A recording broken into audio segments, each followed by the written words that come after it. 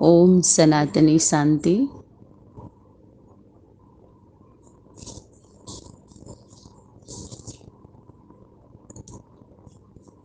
सदा स्वधर्म अर्थात वाणी से परे स्थिति में स्थित रहते हुए वाणी में आने वाले वह सदैव सर्व शक्तियों को कार्य में लगाने वाले मास्टर सर्वशक्तिवान एवर रेडी ऑलराउंडर बच्चों के प्रति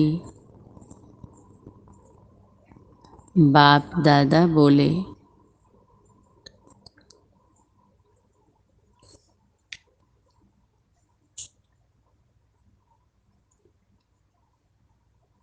किसके प्रति बोले?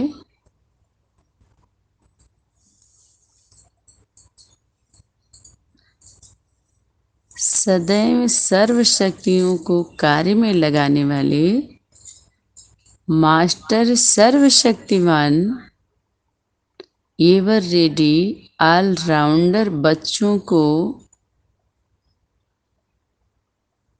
याद प्यार देते हुए बोले, हम सभी ऑलराउंडर सेवाधारी सहयोगी आत्माओं की तरफ से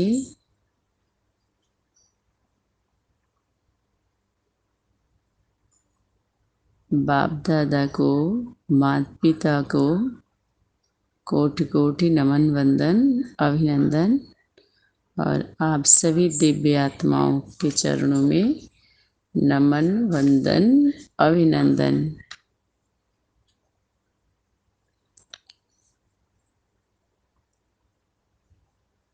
आज का होमवर्क अधिकारी और अधीन। अधिकारी और अधीन पर मिले हुए होमवर्क पर रिवीजन रियलाइजेशन व्यक्त वतन में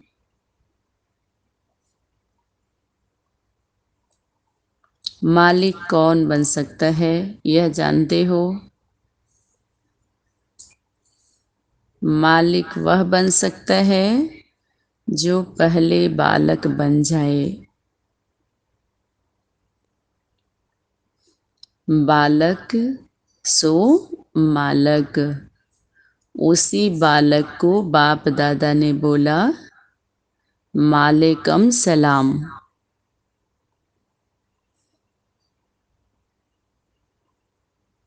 ऐसे बालक सो मालक को बाबा कितने निरहंकारी बच्चों को नमस्ते करते हैं। उसके बाद माँ के द्वारा बताए हुए लिख पर चलने वाले जो बालक सो मालिक मालिक, माँ के द्वारा बताए हुए लिख पर चलने वाले बच्चे बालक सो मालक, उन्हें भी बालक का स्वरूप जैसे बाप बालक स्वरूप धारण किया। शिव बालक है ना, शिव बाबा को भी माता पिता मिलते हैं। तो माता पिता का स्वरूप जो बालक है वही तो मालिक है। अलग से कोई, जैसे एक माता पिता तुम ही हो माता और तुम ही हमारे पिता हो, एक स्वरूप को जो संबोधित किया गया। तो बाप के लिए माँ का स्वरूप तुम ही हो, माता पिता तुम ही हो बंधु सखा तुम ही हो। और जब छोटे बच्चे रहते हैं तो उनका भी छोटा रूप है, तो तुम ही हमारे सब कुछ हो, छोटे रूप का।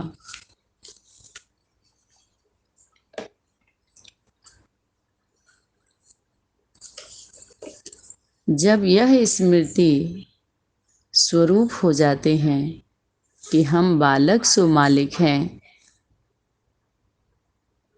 अभी हम इस प्रकृति के मालिक हैं और फिर विश्व का मालिक बनना है। जो प्रकृति अर्थात सृष्टि जो माँ के स्वरूप से संबोधित किया गया, उसके लिए शक्ति इशारा की कि अभी इस प्रकृति के मालिक हैं और फिर विश्व का मालिक बनना है। अर्थात जितना बालकपन याद रहेगा उतना मालिकपन का नशा रहेगा, खुशी रहेगी और इस मस्ती में मग्न रहेंगे।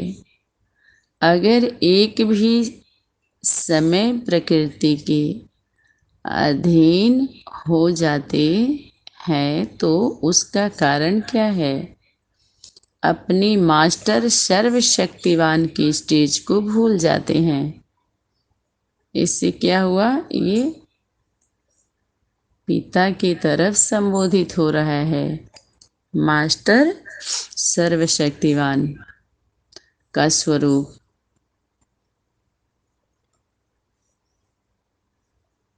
अपने अधिकार को सदैव सामने नहीं रखते। अधिकारी हैं, अधिकारी कभी किसी के अधीन नहीं होते।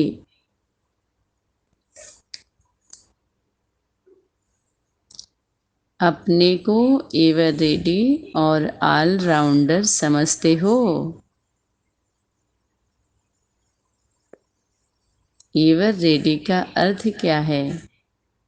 कि कैसी भी परिस्थिति हो, कैसी भी परीक्षाएं हो, लेकिन श्रीमत प्रमाण जिस स्थिति में स्थित होना चाहते हो, क्या उसमें स्थित हो सकते हो?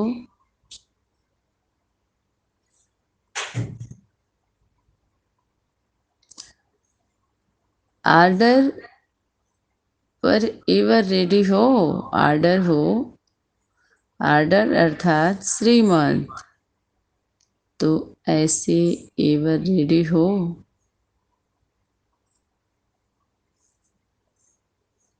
जो श्रीमत प्रमाण संकल्प भी चले, संकल्प भी श्रीमत के प्रमाण चले, ऐसे एवर रेडी हो।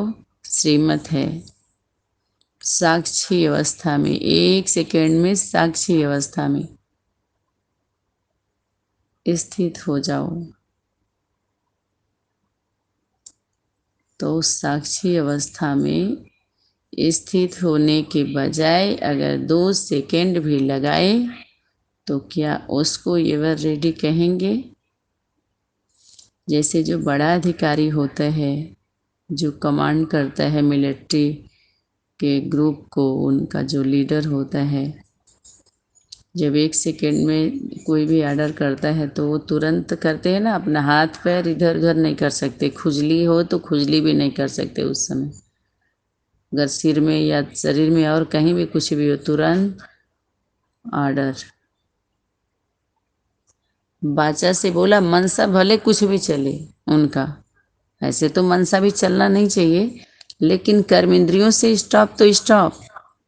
ऐसे ही मनसा का जो पिता का स्टेज है, तो हम सभी बच्चे रूहानी मिलिट्री के जो स्टॉप हम लोगों का है, जो सब तैयार हो रहे हैं वर्तमान समय, तो जो ऑर्डर मिले तो हमारा संकल्प अगर नहीं भी वैसे टिकता है एक संकल्प में, तो शरीर से हम तुरंत जैसे हाथ पैर एकाग्र करके ऐसे बैठ जाते हैं, जरा सा भी इधर उधर नहीं। तो स्थूल कर्म इंद्रियों को तो हम समेट सकते हैं, मनसा का हूबहू नहीं हो पाता है। तो जो मनसा वाला है उसके साथ हम साथी तो बन सकते हैं, साथ में तो रह सकते हैं। तो इसका भी ऐसे लोड ना लेके, तो ऑर्डर होता है स्टॉप तो फौरन स्टॉप हो जाते हैं। स्टॉप कहने के बाद एक पाँव भी आगे नहीं बढ़ा सकते। इसी प्रमाण श्रीमत मिले व डायरेक्शन मिले 1 सेकेंड में उस समय स्थित हो जाएं, दूसरा सेकेंड भी ना लगे, इसको कहा जाता है एवर रेडी।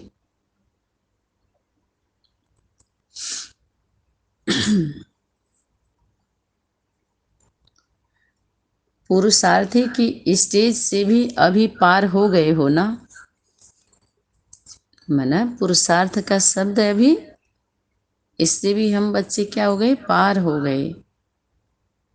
अभी पुरुषार्थ शब्द नहीं है, ये जो मेहनत कर रहे हैं, अभी जो समय से उठना बैठना जो हम टाइम मेंटेन कर रहे हैं, ये परीक्षा फाइनल समय चल रहा है फाइनल का, तो इसमें रिवीजन रियलाइजेशन थोड़े समय के लिए। जब परीक्षा नज़दीक आता है तो पढ़ाई पर ध्यान देते हैं ना कि क्या पढ़ाई पढ़ाई गई थी और हम कहाँ तक पहुँचे हैं, कहाँ तक समझ में आया है, कहाँ तक किए हैं, क्या किए हैं, हमको क्या करना था, कैसे रहना था। तो इससे अपनी स्टेज का पता चलेगा, अपनी अवस्था का पता चलेगा, ताकि बुद्धि उसी अनुसार अपना मेकअप कर सके, स्थिर हो सके।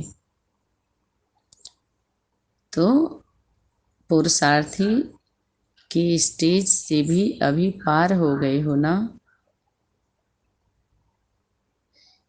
इसी हिसाब से सभी एवर रेडी हो।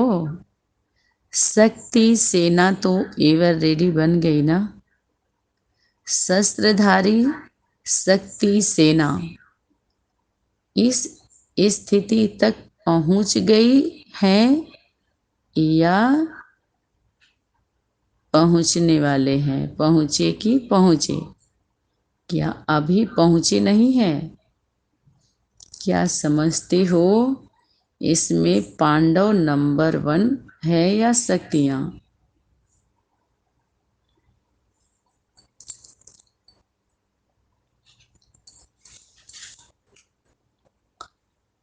अच्छा, ऑलराउंडर का अर्थ समझते हो। ऑलराउंडर का अर्थ क्या है। ऑलराउंडर तो हो ना। सभी कहते हैं हम ऑलराउंडर सेवाधारी हैं। हम सभी पहले बोलते थे ना ऑलराउंडर सेवाधारी।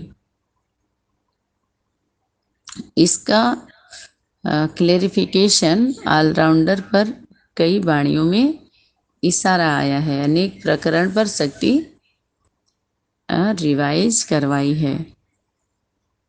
ऑलराउंडर का अर्थ क्या है। ऑलराउंडर तो होना। संपूर्ण स्टेज में ऑलराउंडर की स्टेज कौन सी है। यह कौन सी स्टेज की बात कर रही है शक्ति। संपूर्ण स्टेज।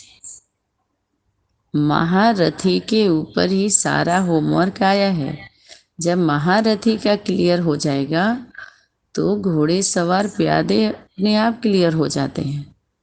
ज़्यादा फोकस जैसे हीरो हीरोइन के डायलॉग पर करती है, पिक्चर में करते हैं ना, हद के पिक्चरों में उनके एक्टिविटी पर, उनके रहन सहन पर, ऐसे ही महारथी की विशेषताओं पर शक्ति बार बार रिवीजन रियलाइजेशन कराई है, फोकस की है, उस पर प्रकाश डाली है। तो संपूर्ण स्टेज में, जिसका संपूर्ण स्टेज है, संपूर्ण और पूर्ण, इसमें 3 विशेष बातें ध्यान में रखने की है। जो ऑलराउंडर होगा वह एक तो सर्विस में रहेगा, और सर्विस की परिभाषा बताई गई है कि सर्विस कहते किसे हैं। कई तरह के अपने अपने हिसाब से लोग उसको सर्विस समझ के बैठे हुए हैं, और अभी तक सर्विस नहीं हुई है। सेवा तुम नहीं करते हो, बाप दादा करते हैं। किसी भी संगठन में जाके हमने जो कुछ भी सेवा किया तो पढ़ाई पढ़ाई किया है, बुद्धि चला के, चाहे प्रभावित होकर के, चाहे अभाव में गए, प्रभाव में गए, चाहे लगाव में गए, शिक्षा अर्थ गए हैं और सेवा अर्थ आना है व्यक्त वतन में। जब तक त्रिमूर्ति का स्टैंप नहीं लगेगा आपकी मान्यता प्राप्त नहीं होगी। पढ़ाई पीरियड को हम क्या समझ लिए, वो भी पढ़ाई हम गीता के ज्ञान का नहीं पढ़े हैं, वो गीता का ज्ञान की पढ़ाई नहीं है। इसमें तो क्वेश्चन किया जा रहा है कि गीता के भगवान पर चैलेंज करो और गीता के भगवान को सिद्ध करो, तो सारे झगड़े दूर हो जाएंगे। गीता माँ थोड़ी पढ़ाई है, गीता माँ के द्वारा पढ़ाई थोड़ी पढ़ाई गई है। तो इससे समाधान होना है। घमासान हो रहा है ना इस पढ़ाई से। जो एडवांस पार्टी क्या, उनके द्वारा क्या एडवांस नॉलेज आया जो एडवांस पार्टी बोला जाए। इसीलिए तो उनके द्वारा आया कि मजबूरी से मिले हुए हैं। क्यों स्वभाव संस्कार का मिलन क्यों नहीं करवा दिए? राज से क्यों नहीं रचाए? स्वभाव संस्कार से मिलन क्यों नहीं? मजबूरी से क्यों?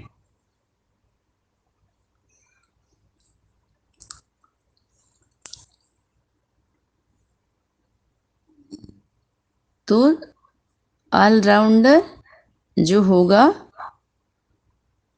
ऑलराउंडर सेवादारी, तो शिक्षा अर्थ हम गए और सेवा अर्थ जब त्रिमूर्ति हाउस में आते हैं, गवर्नमेंट जॉब करना है ना, ईश्वरीय गवर्नमेंट। अब अपनी शिक्षा का सर्टिफिकेट, शिक्षा का क्या लेना है? सर्टिफिकेट लेना है, पढ़ाई। जैसे किसी भी कंपनी में हम जाते हैं तो सर्टिफिकेट लेके जाते हैं ना, अपने अनुभव का भी होता है, उसमें सब कुछ होता है। वाणी में बार बार आ रहा है ये बात। तो उसी आधार पर कंपनी में हम ड्यूटी देते हैं। तो अभी ड्यूटी करने का जब त्रिमूर्ति से आपको स्टैंप लगेगा, ईश्वरी गवर्नमेंट के आदमी आप तभी बनेंगे ना, तब तो सही से। बाकी तो बाहरी दुनिया में अनेक 30-40 चाहे 300 संगठन सब प्रलोभन दे रहे हैं ना। जैसे प्राइवेट कंपनियां प्रलोभन दे करके क्या करती हैं, इतने दिन में 2 गुना 6 गुना ऐसे मिलो, ये करो वो करो, खूब प्रलोभन दे के फंसा रही हैं और भाग जा रही हैं। ऐसे ही मीठी मीठी बातों का स्लोगन, खूब अच्छा अच्छा गीत कविता दोहा चौपाई के माध्यम से खूब बिक रहा है माल, चटपटा। खूब प्रभावित होकर सब लोग अपना स्वाद ले रहे हैं, चटकार चटकार सोच रहे हैं हम कार्य कर रहे हैं। प्राइवेट कंपनी में थोड़ा ज़्यादा पैसा दिखाई देता है ना, तो आजकल गवर्नमेंट जॉब भी कोई बहुत ऐसे तो पसंद कर ही रहे हैं लोग, लेकिन बहुत कुछ लोगों का उतनी रुचि नहीं है। सोचते हैं इतना कम पैसे में इतना मेहनत, इससे अच्छा हम प्राइवेट करके हम इतना कमा लेंगे। क्योंकि उसमें पहले पेंशन मिलता था, अभी धीरे धीरे पेंशन का भी सिस्टम ख़त्म हो गया है। तो इस तरह का हो गया है। तो गवर्नमेंट जॉब में तो सुरक्षा रहती है ना। तो जब तक त्रिमूर्ति का स्टैंप नहीं लगे, इसके लिए शक्ति होमवर्क में इशारा की है। जैसे कितना भी बड़ा अच्छा सुंदर कीमती आप अपना तैयार कर लो, मटेरियल माल प्रोडक्ट, और पैक कर दो, लेकिन जब तक उस पर स्टैंप नहीं लगेगा उसकी वैल्यू नहीं रहती है। कितना भी अच्छा कर दो आप, लेकिन स्टैंप लगना चाहिए, मोहर लगना चाहिए कंपनी का। तो धीरे धीरे जब कंपनी का नाम हो जाता है तो भी मोहर लगता ही, ऐसा थोड़ी बिना उसके बिक जाएगा। तो ऐसे ही त्रिमूर्ति का स्टाम्प, जैसे गवर्नमेंट का जो सर्विस वाले होते हैं उनको गवर्नमेंट की तरफ से सब कुछ दिया जाता है ना, सुविधा। जैसा जो स्टाफ में ड्यूटी करते हैं, चाहे किसी भी विभाग में कर रहे हों, तो उनको नियुक्ति पत्र मिलता है ना, ज्वाइनिंग लेटर आता है बाकायदे कि अब आप ड्यूटी कर सकते हो। ऐसे ही ईश्वरी गवर्नमेंट में त्रिमूर्ति हाउस से उस सेवा में तब आपका काउंटिंग होगा, चाहे कितना भी कोई कर ले सेवा के नाम से। लेकिन जब यहाँ तीनों, इसीलिए तो खंगाला जा रहा है कि जो जब से आया है, सुना है कि सृष्टि पर भगवान आया है, तब से का एक कॉलम बनाए, फार्म भर के दे क्या किया है वो, कहाँ कहाँ गया और क्या क्या दिया और कौन कौन क्या क्या लिया उसके नाम पे, और लेने के बाद किया क्या है। इसमें उनका 50% से ऊपर निकल जाएगा, उनका पोता मेल अपने आप आ जाएगा। और पोता मेल लेने देने की हमें ज़रूरत ही नहीं है इससे सनातनी में। और एक चेकिंग और स्टॉप करेगा, तो इससे पता चल जाएगा कि कौन क्या किया है। यहाँ सर्विस की बात आ रही ना, ऑलराउंडर सेवाधारी, एक तो वह सर्विस में रहेगा। पहला कौन रहेगा? वो सर्विस में रहेगा। जो ऑलराउंडर होगा वह एक तो सर्विस में रहेगा, सर्विस। दूसरा स्वभाव और संस्कार में भी सभी से मिक्स हो जाने का उसमें विशेष गुण होगा। वो कड़क कोई धारणा नहीं होगी उसका स्ट्रिक्ट कि जहाँ हो वहाँ वो मोल्ड हो, नहीं, खुद वो मोल्ड हो जाए, किसी को भार महसूस ना हो। जैसे जब हम इतने दिन से ज्ञान लिए और योग लगा रहे हैं तो अपनी दृष्टि से भोजन की शुद्धि क्यों नहीं कर लेते? भोजन में इतना खिटर पिटर क्यों, नहाने धोने में इतना खिटर पिटर क्यों? जिस भी परिस्थिति में, संबंधों के बीच या कहीं भी हम परिस्थिति में आते जाते हैं तो हम मोल्ड हम क्यों नहीं हो जाते? हम अपने अनुसार क्यों ढालना चाहते हैं? मोल्ड इज गोल्ड, जब जो रियल होगा गोल्ड वो मोल्ड हो जाएगा कहीं भी। इसका भी उदाहरण आया था। तो दूसरा क्या हुआ? मिक्स हो जाएगा। दूसरा स्वभाव व संस्कार में भी सभी से मिक्स हो जाने का उसमें विशेष गुण होगा। तीसरा, कोई भी स्थूल कार्य जिसको कर्मणा कहा जाता है, उसी कर्मणा की सब्जेक्ट में भी जहाँ उसको जिस समय फिट करना चाहे वहाँ ऐसे ही फिट हो जाए जैसे कि बहुत समय से इसी कार्य में लगा हुआ है। जब 3-4 संगठनों में जाना हुआ था पिताजी के साथ, तो वहाँ पर आप जैसे सभी ना 8 घंटे भी नहीं रह सकते, ऐसा वहाँ के ऐसे ऐसे व्यवस्था में जाना हुआ। 2.5-2.5 3 साल लग गए हैं वहाँ के सर्वे में, रिजल्ट निकालने में। ऐसे जुड़ के रहना पड़ता था वहाँ पे। जो ऐसा वहाँ पर क्या हो, फिट कर ले अपने आप को कि जैसे बहुत समय से हम इसके अनुभवी हैं, इसी कार्य में हम लगे हुए थे, कोई नया अनुभव ना हो। पुराने जैसे होते हैं ना, कहते अरे हम तो पहले के, सब कोई नई बात नहीं है। हर कार्य में अति पुराना और जानने वाला दिखाई दे, अनुभवी इसको कहते हैं।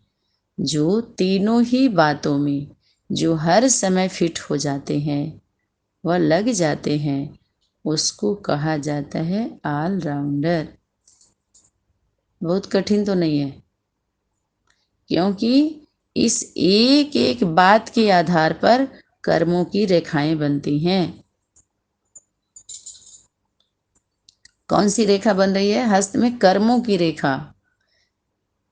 संकल्प के बनने लगे तो न जाने कितना सोच रहे हैं सभी लोग, कितनी गति से सोच रहे हैं। वह आत्मा में संस्कारों का रिकॉर्ड भरता है।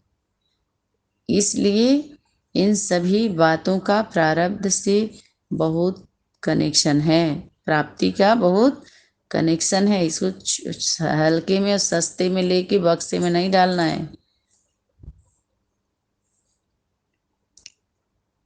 थोड़ी सी कमी का भी प्रभाव पड़ता है। इस सूक्ष्म कमी के कारण ही नंबर घट जाते हैं।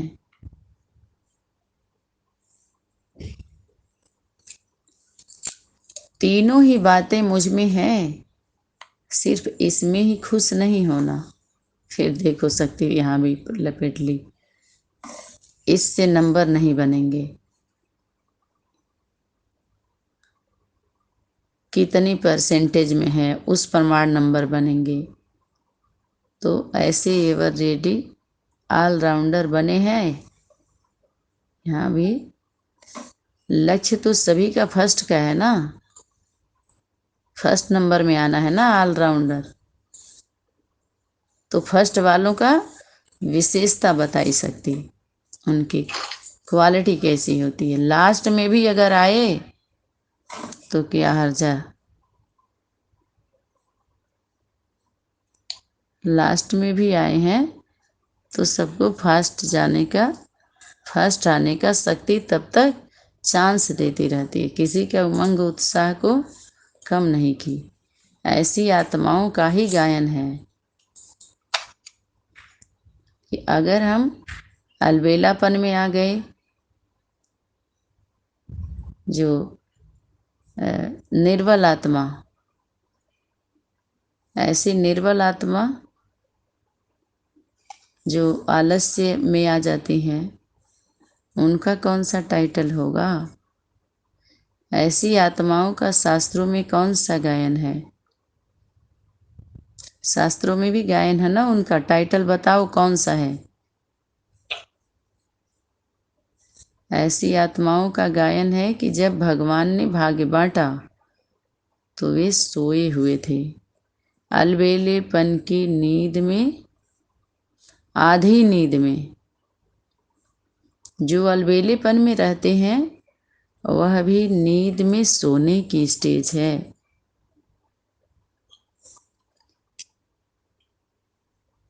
ऐसे को कहा जाता है आए हुए भाग्य को ठोकर लगाने वाले।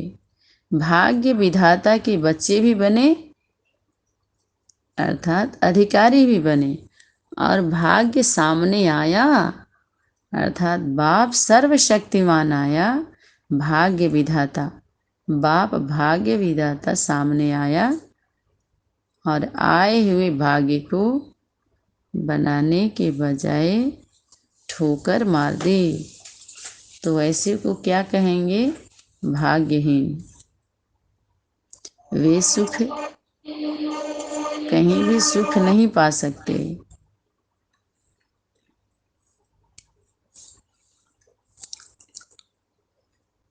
तो ये आज का आपका ये होमवर्क रहा। तो ऐसे सदा स्वधर्म अर्थात वाणी से परे स्थिति में स्थित रहते हुए वाणी में आने वाले व सदैव सर्व शक्तियों को कार्य में लगाने वाले, सर्वशक्तिवान एवं रेडी ऑलराउंडर बच्चों को याद प्यार और नमस्ते।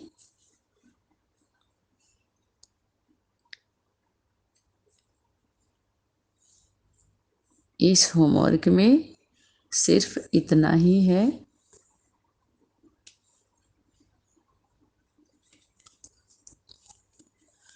आज का क्लास, आज वाणी को यहीं पर विराम देंगे।